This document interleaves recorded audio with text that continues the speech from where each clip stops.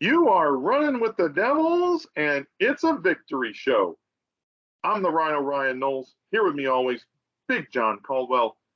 And Big John, feels good to be talking about an actual game. And Devils came out, took control early, and were able to put away the NAU Lumberjacks 40-3. We're going to get into plenty of that here. We'll also preview the Devils' big matchup this week with the number 11 ranked Oklahoma State Cowboys. And we, as we like to say here on Running with the Devils, you give us 30 minutes, we give you the world of Arizona State football. And Big John, a lot to talk about in this game. You know, ASU's defense definitely showed up. We thought they'd be the strength of this team, and they definitely proved that on Thursday night, holding NAU to 120 yards of total offense. They also forced 2 turnovers, probably should have been more, if we're being honest.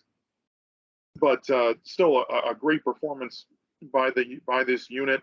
They didn't force a ton of sacks. They didn't, really fill up the stat sheet necessarily. But still an excellent performance by this unit that came in a little bit banged up. Really necessarily know what to expect from the secondary with a couple of guys out. But this team definitely showed out, especially on the defensive side of the ball on Thursday. I love defense, and I love seeing guys getting after who doesn't? And I love seeing just the effort, the intensity. If you compare traditionally in the last 4 or 5 years under the Herm era and even Todd's era, we don't get. We've had some issues in the first game, and the fact that the defense executed, and we'll talk about the offense in a minute, but the offense, because everything was so mistake-free, very little penalties, good execution, good effort to the ball. I thought it was one of our best first games in quite a while as far as execution, intensity. The intensity was definitely there. You're absolutely right. There were some missed tackles. Donnie Henderson wasn't too kind with his unit's performance. I think he was a little hard on them. But that he's down on the field, seeing all that. Kind of said there were some miscommunication issues, some missed assignments. But that's certainly something they can get ironed out in film and on the practice field. And we talked about this in the last show that this team has this. An identity is coming. Emerging. What's very plain is they have each other's backs. They like it. You can tell they like playing together. They communicate. I mean, as I talked about, you can't. The opposing team cannot dictate your communication. They cannot dictate your intensity. They cannot take away your pace. And we seem to really get that we were going to control what we can control, and our guys were. We're playing for each other. It was very clear. And I'm glad the fans got to see Emory really in contrast to what they saw the last couple of years, and what a marked improvement it was in terms of pocket presence. I mean, that's your issue in the pre-show. I fully agree that when you have pocket presence, you're going to see the whole field. Your progressions are going to be there. And absolutely, and that was another bright spot. Certainly, Emory Jones, his ability to make plays with his legs was certainly on display.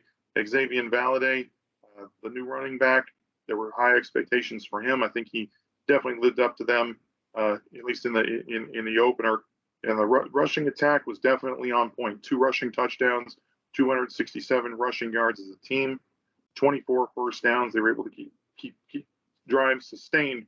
You would have liked to have seen them finish a few more of those off with touchdowns as opposed to field goals. But got to be happy about that possession time. They were able to they never let NAU really get in any kind of rhythm on either side of the ball, and were able to establish control the line of scrimmage and maintain control for most of the game. I'm a I'm the special teams guy, but the fact that Carter really stepped up, 4 field goals and 4 extra points, was really gratifying. I mean, because I got to tell you, a week ago in the mock games, there was still a fight going on for who the starter was going to be, and there was between him and Jace Feely. That's right. yeah, and in fact, just to kind of mix it up, they were letting Ziplacki go in there, Yes, the punter. Yeah. go in and kick as well, just to get these guys' competitive juices flowing, and I think it worked. Yeah.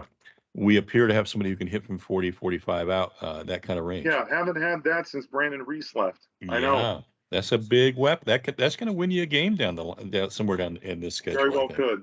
Yeah. So Pac-12 Special Teams Player of the Week, freshman kicker Carter Brown for his performance in that game against NAU. Another bright spot, the big new tight end, Messiah Swinson, the transfer from Missouri, 3 catches for 50 yards. He was the leading receiver, which was really great to see. I'm looking forward to seeing more of him and how he fits into this offense once they start using more wrinkles and some, dip a little deeper into the playbook. But that was really great to see them use the tight end as a big weapon up the middle, and they even got him out on the edge a little bit, let him make plays make a play with his legs.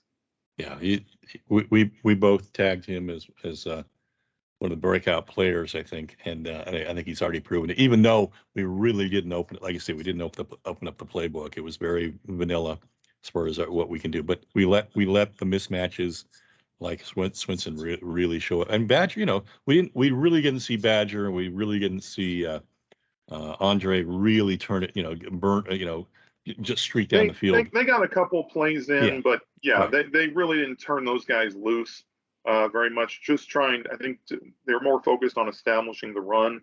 That's right. And not showing too much on film going into this week's game, which is, I think, the smart play. Mm-hmm. Just go out there, dominate with the vanilla looks on both sides of the ball, which I think they feel confident that they did. Just a couple negatives to take away from this game. You're not going to eat a team's lunch too much after a 37-point win, but some timely penalties. There weren't a ton. I mean, it was only 5 penalties for 40 yards. But the fact that when they came up, they were a little unfortunate. The interception, it was obvious it was offsides. It was a free play for NAU. That I think some people are making that more of a big deal than it is. But the pick six was very unfortunate to see because Chris Edmonds, he made some great moves on that run back, and I don't even think they needed the block in the back for him. He didn't need the block in the back to score. And ultimately, they had to settle for a field goal after that interception, which was unfortunate. And then also the injuries continue to rear their ugly head for this team. Joey Ramos, we kind of described in our preview show as like the Swiss Army knife on that offensive line. We fully expect him to play all 3 positions. He started at right tackle in this game, and he had what was called at the time a high ankle sprain, but it ultimately required surgery. You called it a green fracture. It's a green stick break, yeah. Green stick fracture, yes. Which is a type of high ankle sprain. At the very worst type of high ankle sprain, it's where there's actually a green stick break in the bone, and you got to put a screw through the he did require through the surgery. Tissue into the bone, yeah. Yeah, he did require surgery on that, and he will be out for the season, which is very unfortunate. Starting corner Ed Woods, who was filling in for Tamarcus Davis, he was injured, I think, fairly early on against NAU, and he's going to miss the Oklahoma State game. Jordan Clark, the nickel corner, missed NAU as well. He will be a game time decision against Oklahoma State. He's also dealing with a lower body injury. But some good news. Starting corner Tamarcus Davis, the veteran, should be back against the Cowboys. And Des Holmes, the Penn State transfer, who's expected to be the team starting right tackle. He's questionable still, but he is practicing, which is a good sign for him to play on Saturday. So he was he was out there. He was out there today. So he was going through drills and things. So we really could use Des because you saw what happened when and we tried something a little. I think developmentally we put Boulay out on the left tackle, and we put Glass back on the right side. which, I mean, well, and that was purely for developmental reasons. And Booley Right. still has a ways to go. I think if he's to be a starting left tackle, he might, maybe he can do better at right, but I think you're going to see Glass take as many, And I believe in started Isaiah. left I tackle believe in all night. Isaiah Glass. I really like him a lot. Felt like he had a solid game against He did. NAU. Yes. I'm totally on board with him as the left tackle going forward. And I think if there's going to be a substitute, it's not going to. I think you'd probably if you really want to try to get a W coming out of this, you're going to probably. And I know this sounds like heresy, but I think moving Ladarius back to left tackle at least, in a complete fire drill. If you lost Glass, don't. It's not developmental time. It's move the best player you got back over to left tackle. And that could also mean. I'm just going to throw something else out there. Maybe moving Ben Scott from center back outside. You got Danny Valenzuela, who the team seems to like as a backup center, who's a natural center.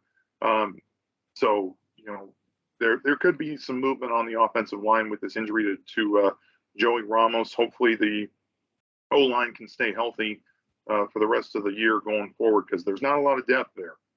They had to bring in some JUCO transfers for depth. Mm-hmm. There's, especially at the tackle position, there's some concern when it comes to depth there. Yep. So we'll keep a close eye on that, because that unit really needs to stay healthy for this team to have success. I'm going to mention one other really cool thing I think happened in this game, and that was after Soli's interception, we went down and we scored right away. It was bam. It was like a dagger to the heart. Oh, they hit Messiah Swinson for a couple nice plays.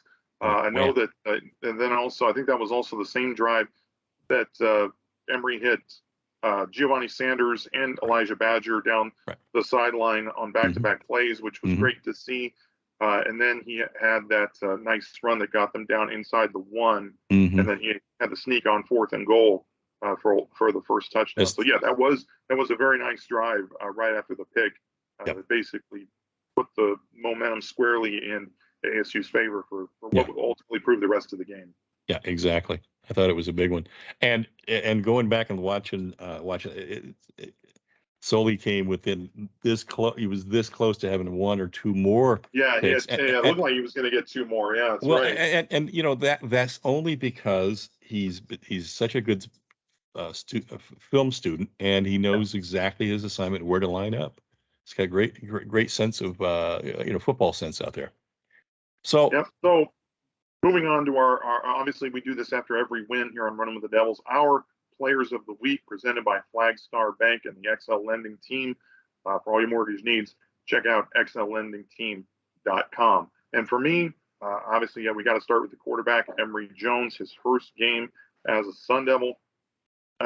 Solid, if not solid numbers. Wouldn't call him spectacular, but what impressed me the most about him was his pocket presence, his ability to extend drives with his legs, things that Herm Edwards talked about positives when it comes to Emory Jones, and I felt like those were on display in this game.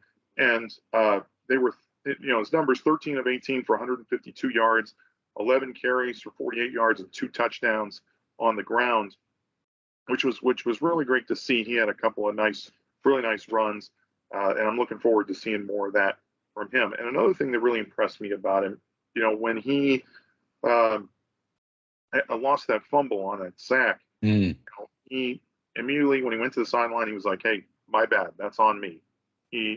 That's what a great leader does. They own up to mistakes, even though it may not have been his fault necessarily. He owned it.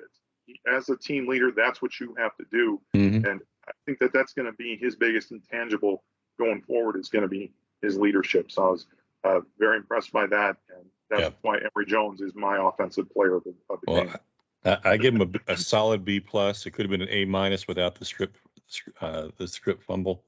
Yeah, he did hold on to the ball too long, but that's what you're going to run into when you're a pocket passer and you're trying to stay in the pocket and trying to absorb those hits.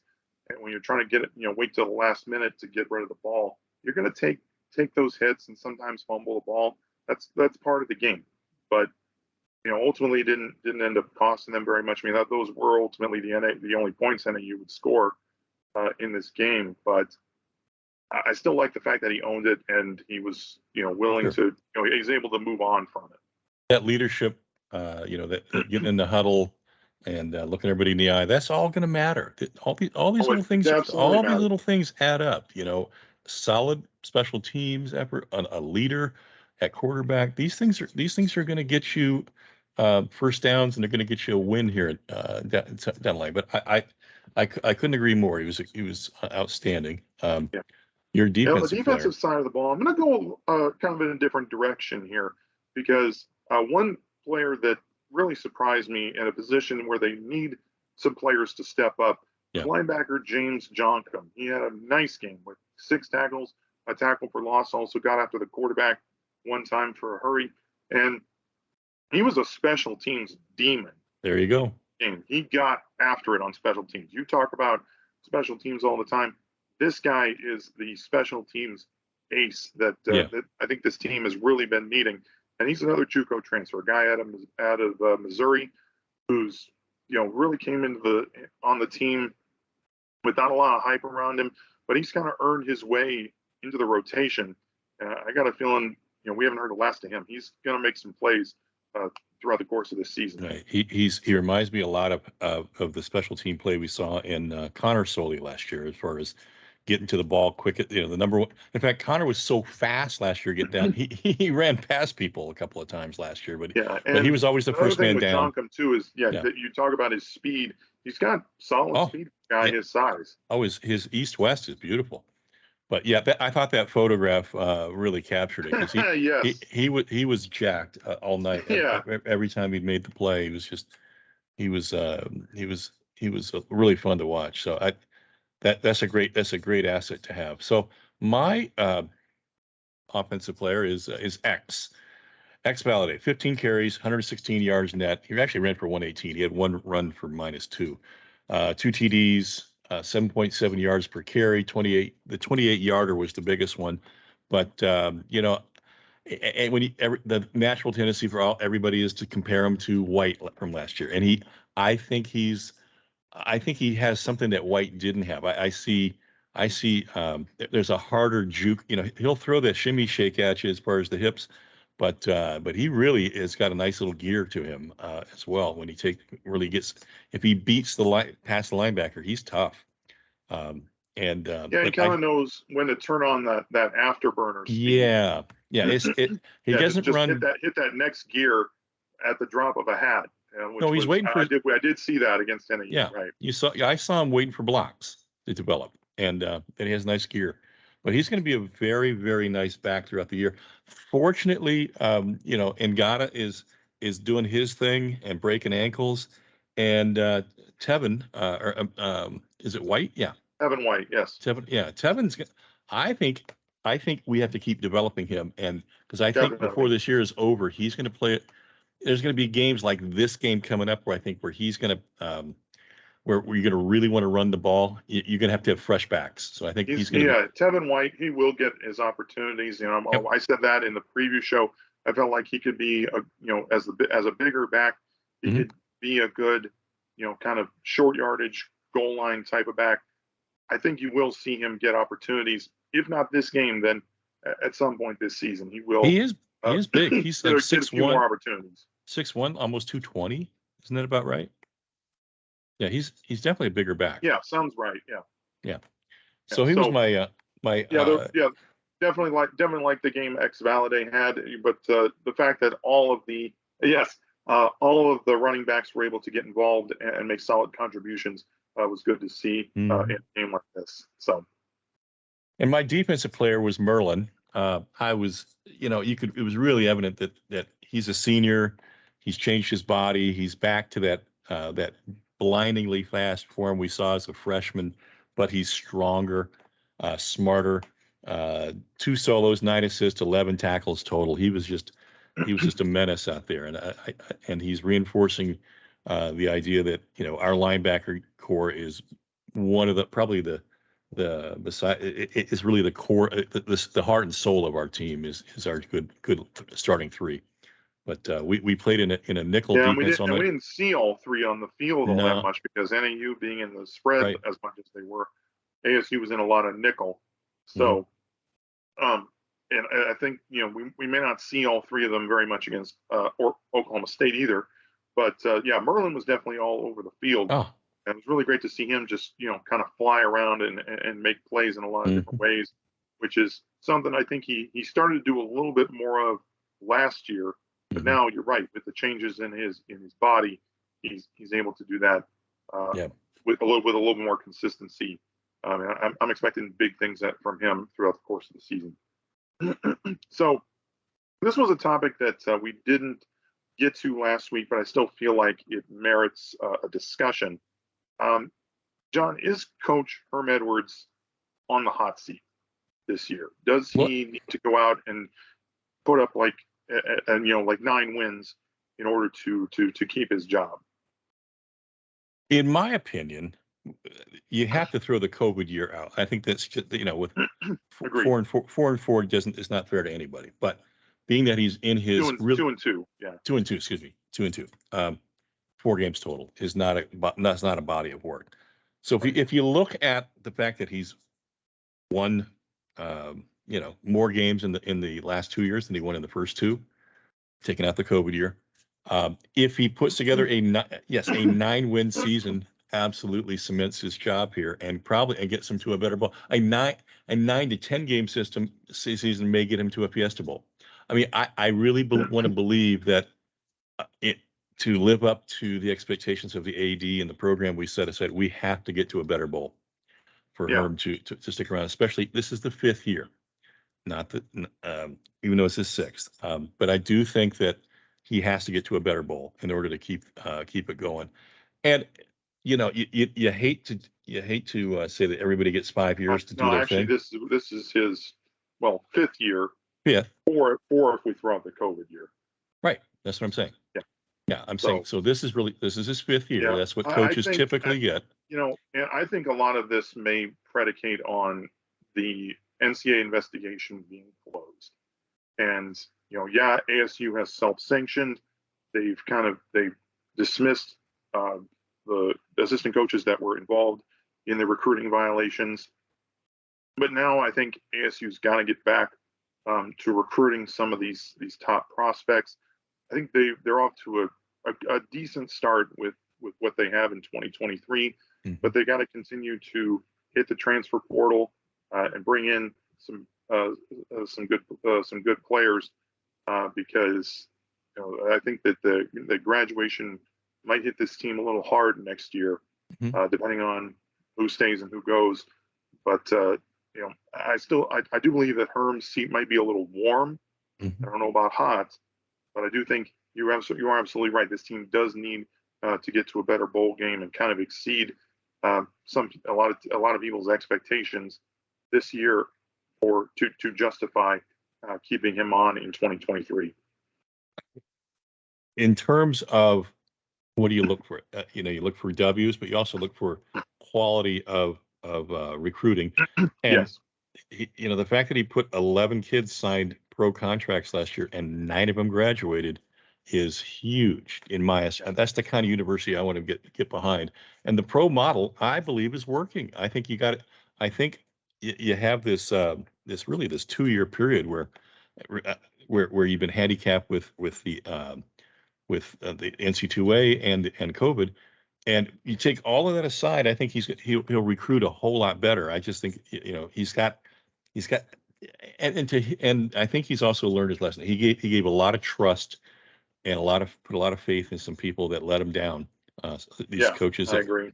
Maybe were not just A-type personality, but maybe AA type of personalities, and got real ambitious and it created a culture where maybe some things happened that should that we don't know yet. We'll see what we're being accused of down the line, but the fact that we've self-sanctioned should help this thing come to fruition soon.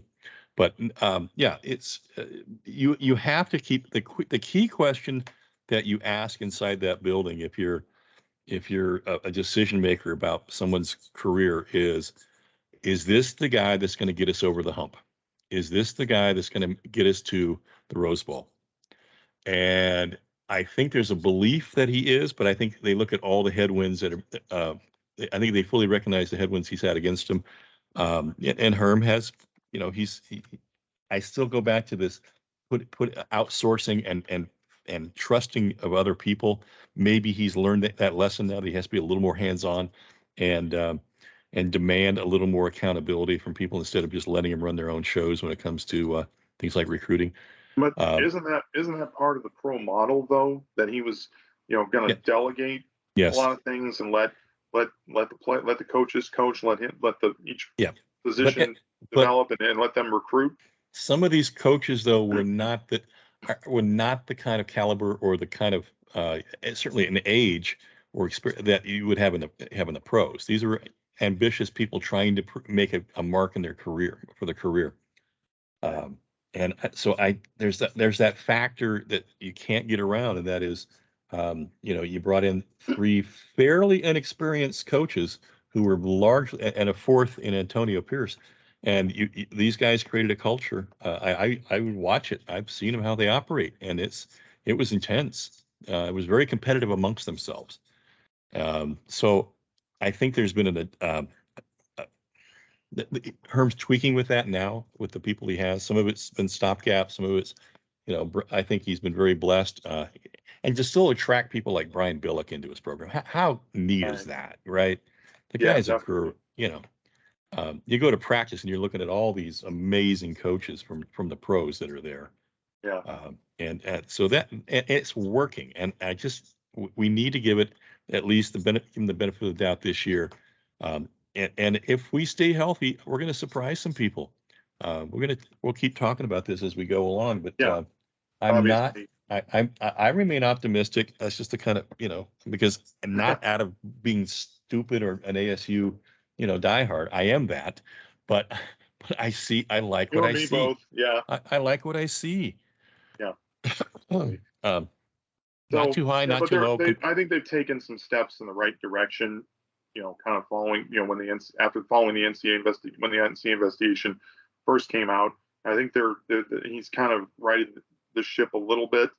Now it's just a matter of getting clear of the investigation, so it's not hanging over the program quite so much, and they're able to kind of get back to business as usual.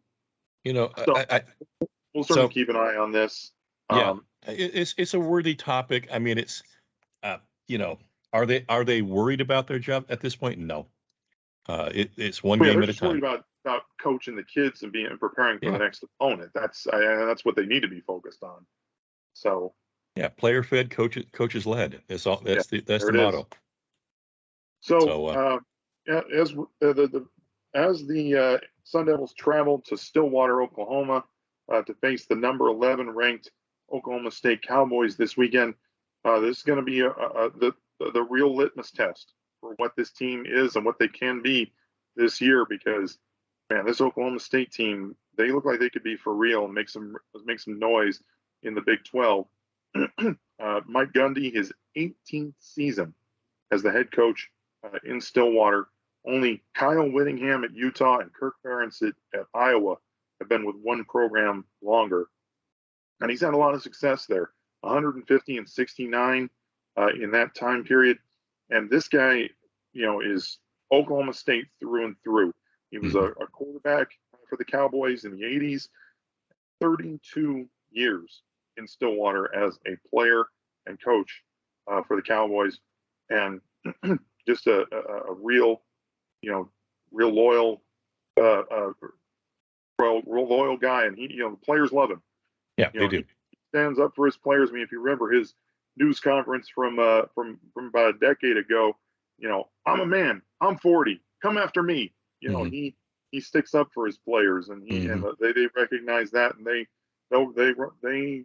definitely play hard for him. They do.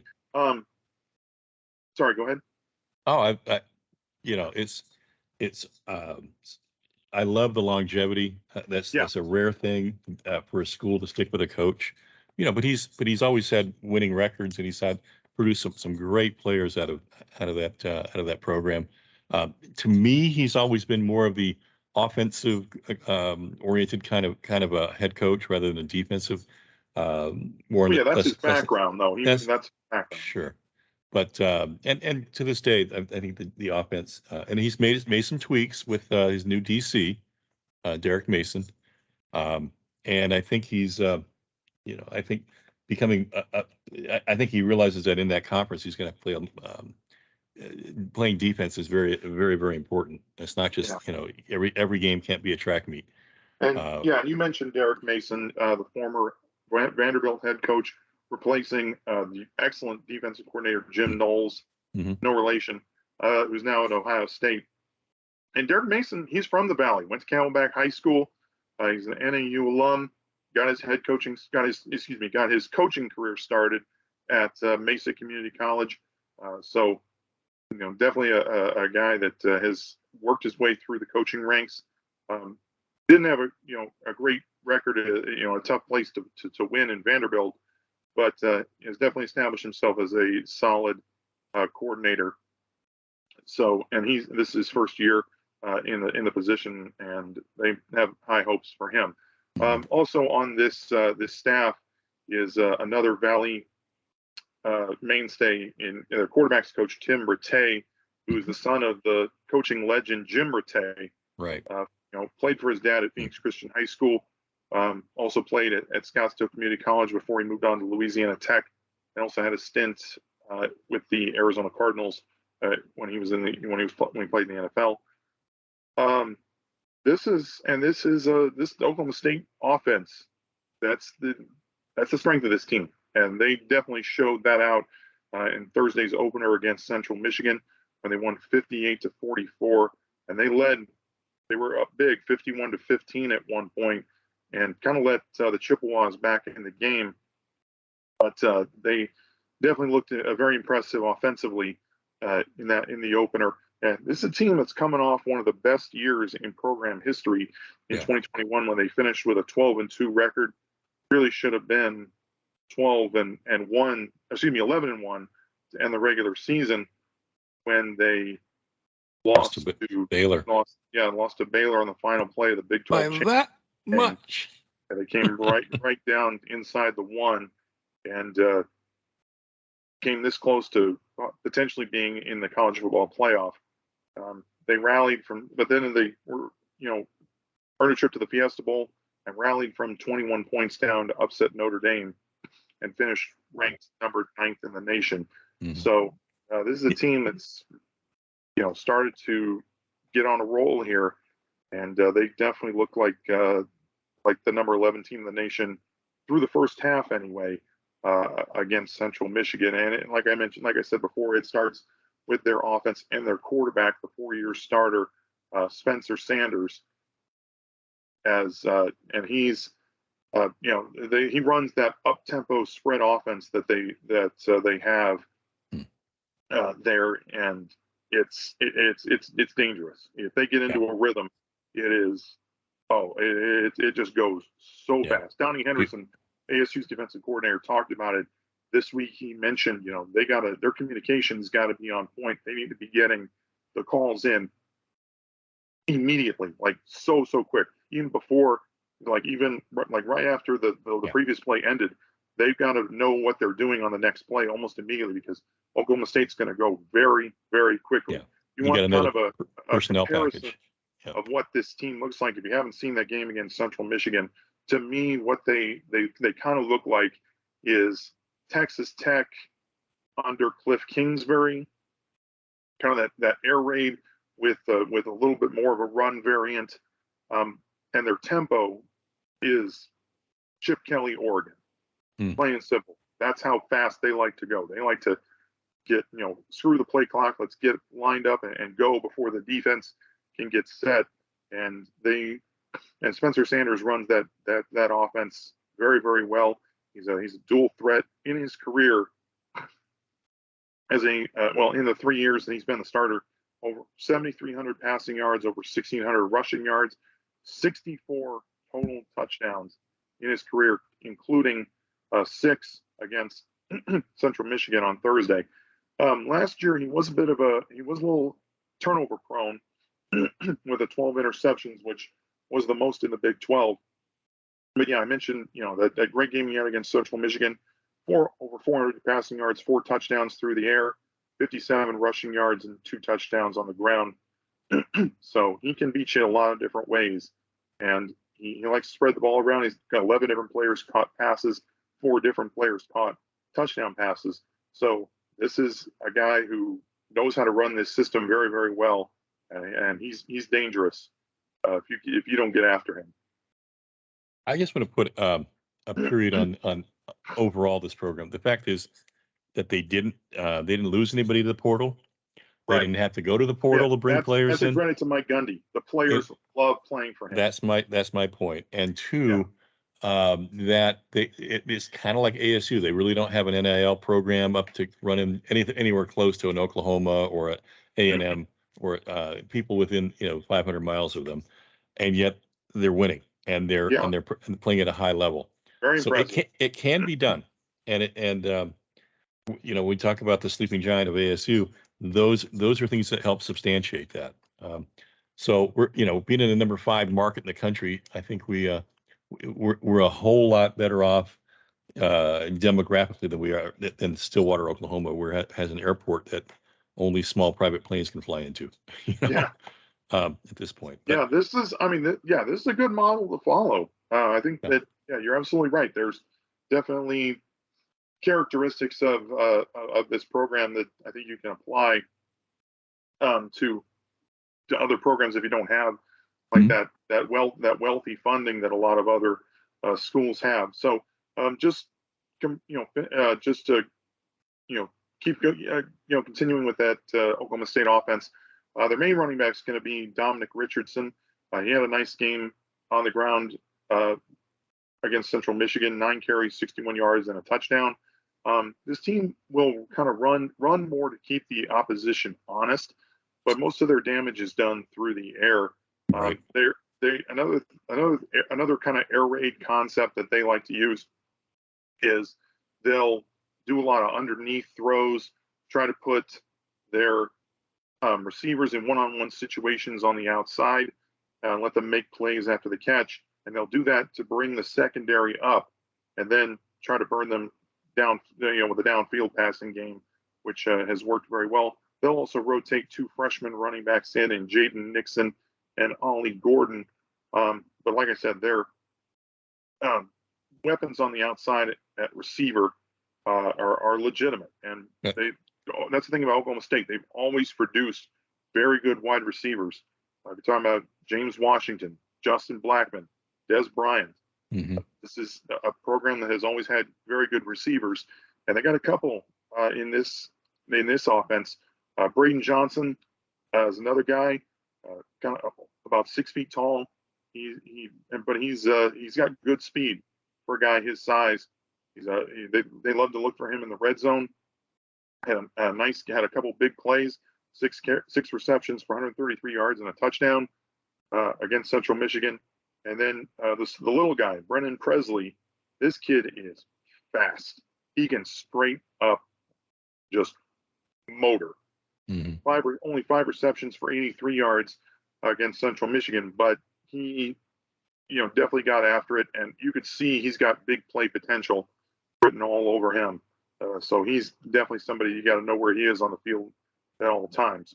Like I said, this receiving core is very impressive, and as just looking at some of their other receivers, John Paul Richardson is another guy.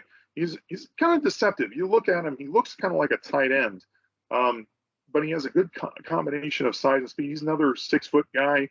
He's also the team's punt returner, and they look for him underneath. He made some nice plays with his legs in that Central Michigan game. 4 receptions, 73 yards, and a touchdown.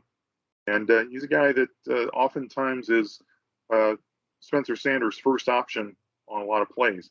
Then another very good receiver that they have is wide receiver Bryson Green. You can kind of confuse him with Braden Johnson at times because they have such similar builds. He's also over 6 foot. Had a nice game, 3 catches, 34 yards and a touchdown, but also left that game with a leg injury and we don't really know his status for Saturday. But if he plays, he's another guy that you got to keep an eye on. And this offensive line kind of struggled a little bit at times against Central Michigan, but they're solid up the middle with center Preston Wilson, who's a veteran and was on the Remington Trophy watch list to start the year. Their left tackle ETN, number 72, I think he was, kind of struggled. He had a false start penalty and also struggled against the speed rusher. So that might be something that ASU can take advantage of. But the strength of this team is definitely in the quarterback and in the receivers. ASU's got to get after it and be on point when Oklahoma State has the ball. We talked about this in the pre-show a little bit, but don't you think with all this wide receiver talent they have, that we are likely to see Soley or Merlin dropping into coverage to try to cover some of these guys that are coming off early? Definitely have to take away the passing lanes over the middle. Right. And I'm sure that Sean Rodriguez and Donnie Henderson are encouraging the D-line to get their hands up on the rush as well. Mm-hmm. Try to knock some of the passes down over the middle, because that's another air raid concept that makes this offense go, is that slant over the middle, mm-hmm. or the crossing route over the middle that oftentimes leads to easy yards. So that's something that the linebackers are going to have to be on point. And we talk about dirty eyes, not looking in the backfield, not trying to mm-hmm. over anticipate what you're going to do, just kind of seeing what's there in your zone, reading and reacting. In your box, right?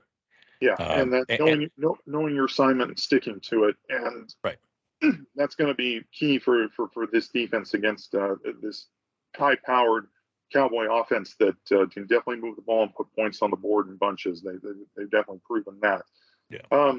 So moving on to the defense, this is an interesting dynamic with Oklahoma State and ASU, because there's some similarities here mm-hmm. with this defense. They run more of a base 4-2-5 scheme where one of the safeties will come into the box quite a bit and act like a third linebacker at times. Right. Kind of acts like a rover almost. Mm-hmm. But they have a very talented and disciplined front. These guys are big. They're athletic. They got a couple of Islander kids, and they'll rotate about 14 defensive linemen. They're like ASU. They're very deep up front, and they like to keep guys fresh, so they'll rotate a lot of different guys in. They graduated some guys out of the secondary last year, so they're very inexperienced. They struggled with some communication issues against Central Michigan, which led to the Chippewas coming back in the second half of that game. But this is still a very solid team, especially up front. And it starts with their linebacker, number 0, Mason Cobb, who's he's replacing Malcolm Rodriguez, who's with the Detroit Lions now. And this kid, knocks. He's a big hitter. He really flashed on tape against Central Michigan.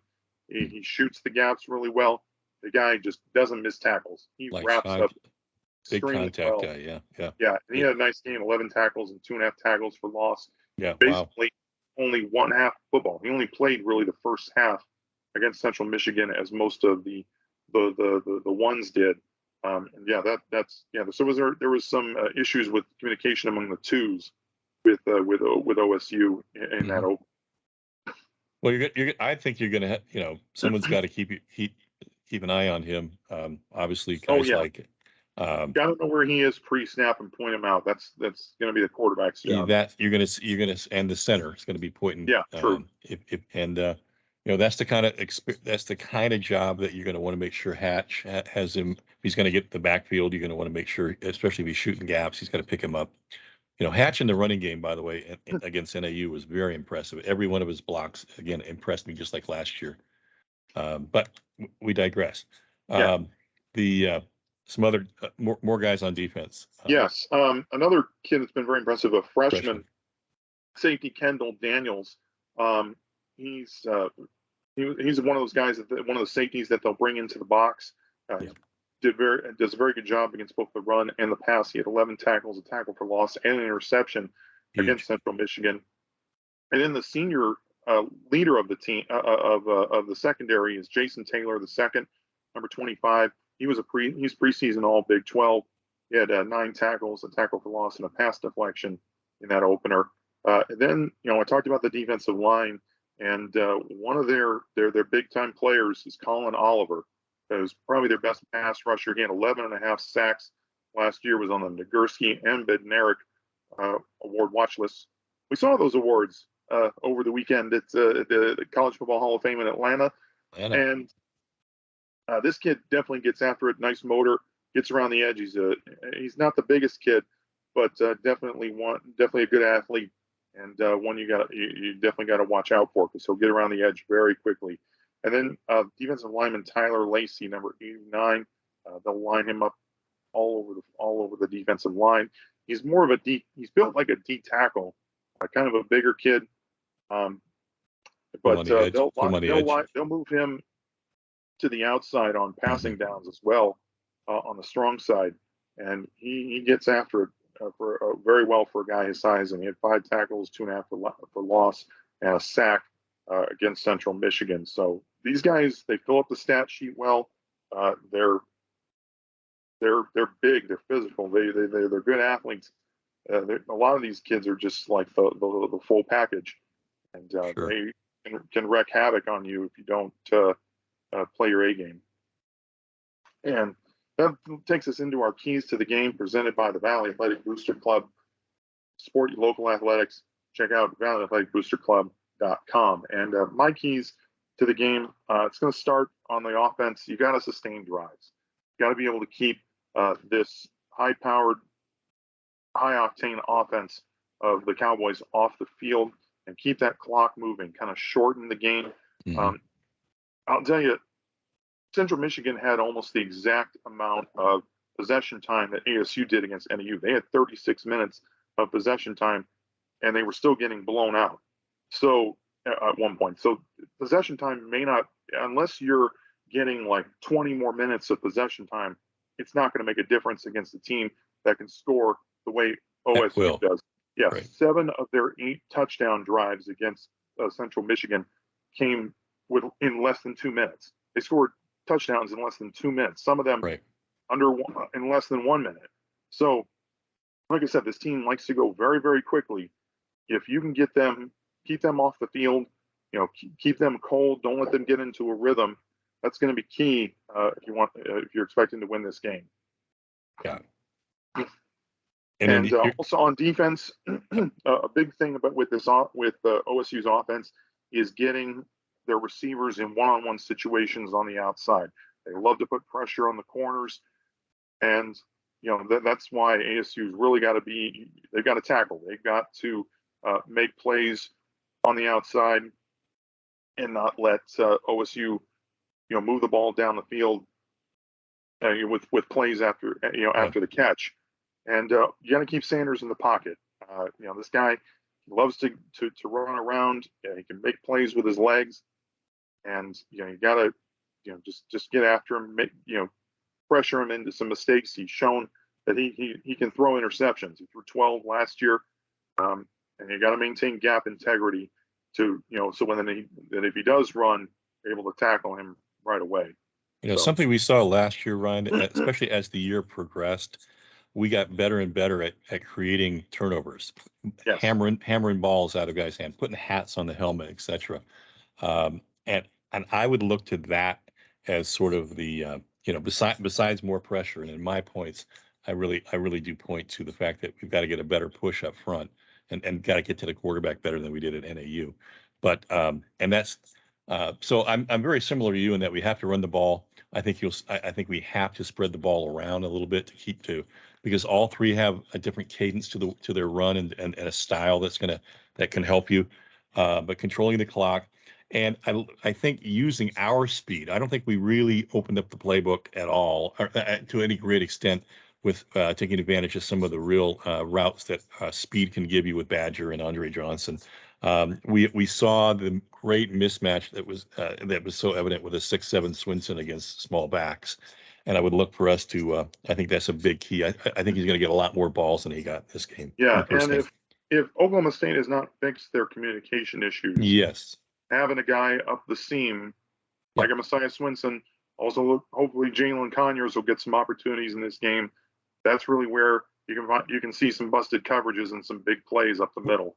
And I think what you'll see is Conyers lining up in run, or excuse me, in pass, getting a good block on the edge and releasing to get him a chip. Yeah, a chip. Yeah, right. Exactly. Whereas Swinson is more of a send him across the middle and get the big mismatch.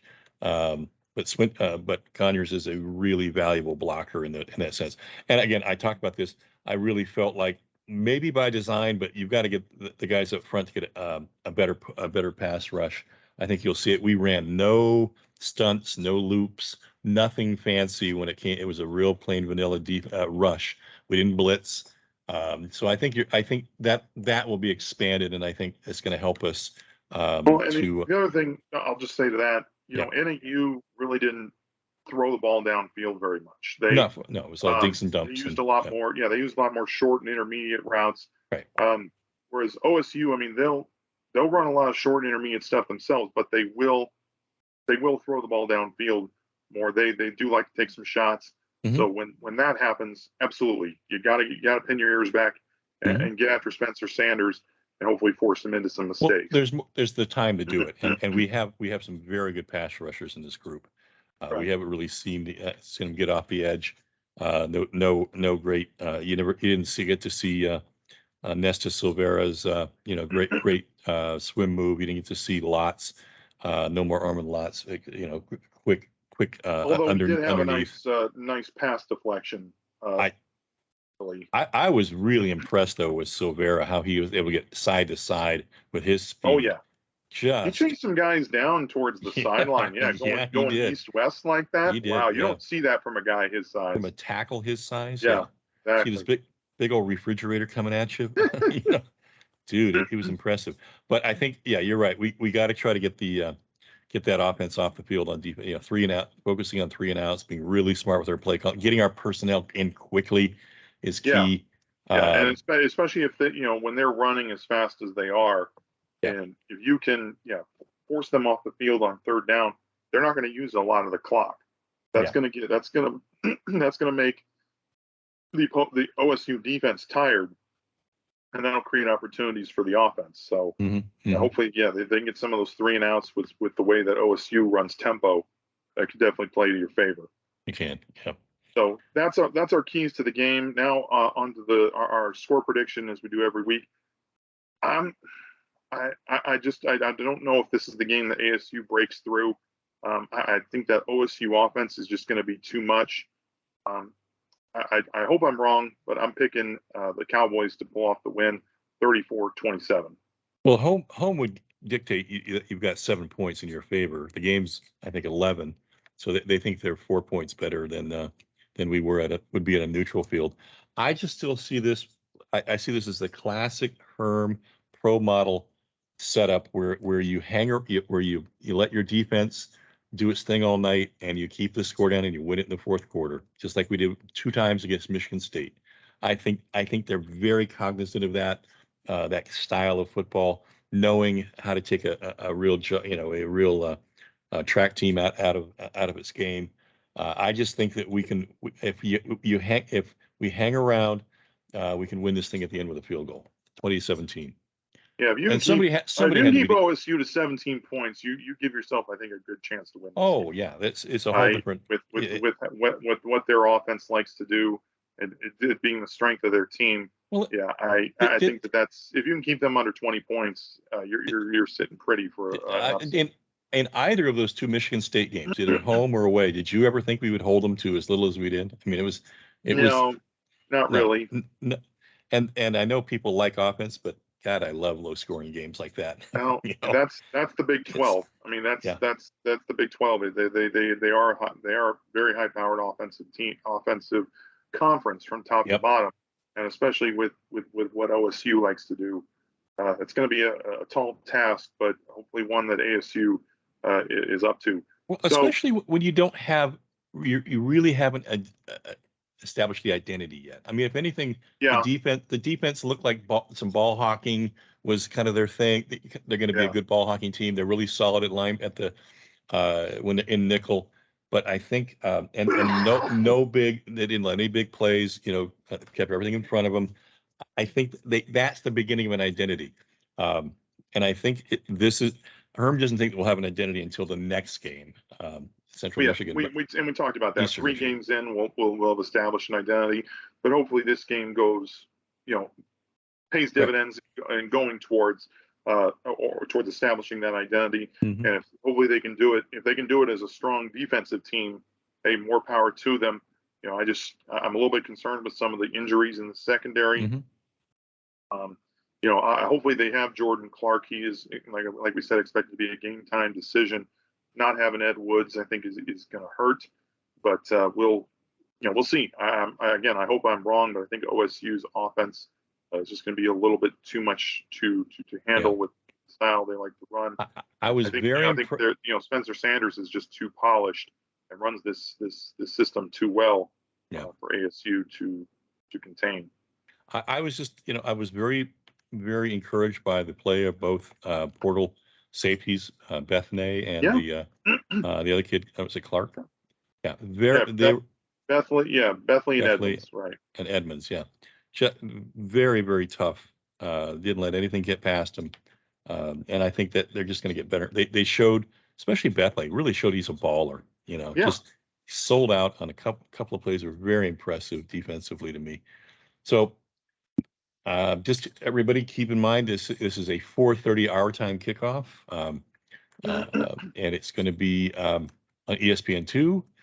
And that if you're betting the spread, that's a pretty good size spread. Yeah, I do like ASU to cover. I do think that they will be less than you had a 7 points. And you'll be there. You'll be in Stillwater for the game, Big John. I'll be one of the guys wearing gold. Leslie will be with me. We'll be wearing gold up in the boxes with a lot of other guys wearing orange in our section. So it should with relatives. So this is a special family affair. We my other nephew. Everybody knows my nephew Kyle, but what you don't know is I have a nephew who is a very good football player who played Oklahoma 8-man football named Dane Caldwell, and he was invited to be a preferred walk-on at ASU and at Oklahoma State.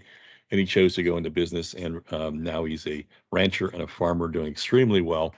And we'll be staying with them for 5 days, so 6 days. And it's going to be a great time, family, football, and faith. It's going to be a great 6 days. Fantastic. That'll do it for us here on Running with the Devils.